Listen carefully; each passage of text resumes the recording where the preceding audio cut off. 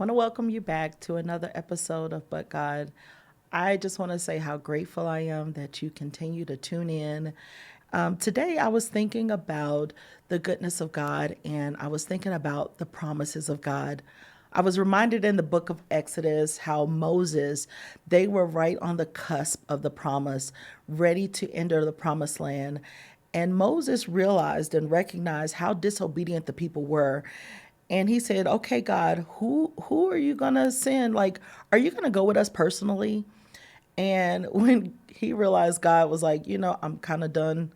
I'll send an angel and I'll make sure that you're taken care of in this promised land because God was done. I'll read a little part in Exodus chapter 33, verse 15. It says, "Then Moses said, 'If you don't personally go with us, don't make us leave this place.'" I'm going to pause right there because that was so powerful. Moses realized and recognized that I'd rather stay in the wilderness with you than go into the promise without you. How many of us can say that? We're so gung ho for the promises of God. Moses realized that without the presence of God, the promise means nothing. Verse 16 says, "How will anyone know that you look favorably on me and your people, if you don't go with us? For your presence sets us apart.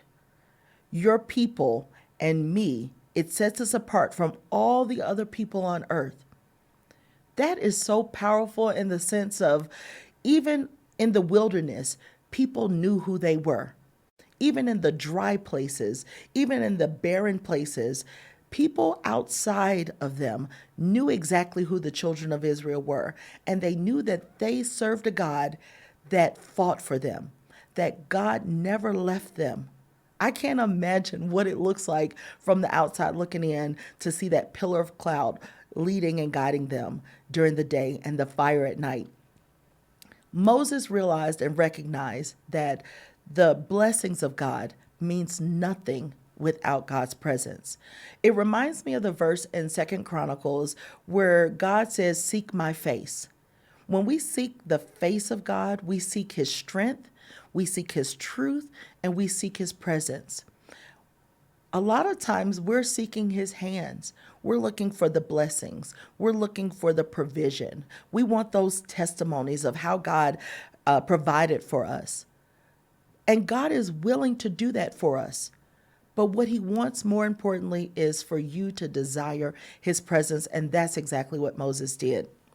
It goes on to say in Exodus that the Lord then replied. God is always waiting to answer us.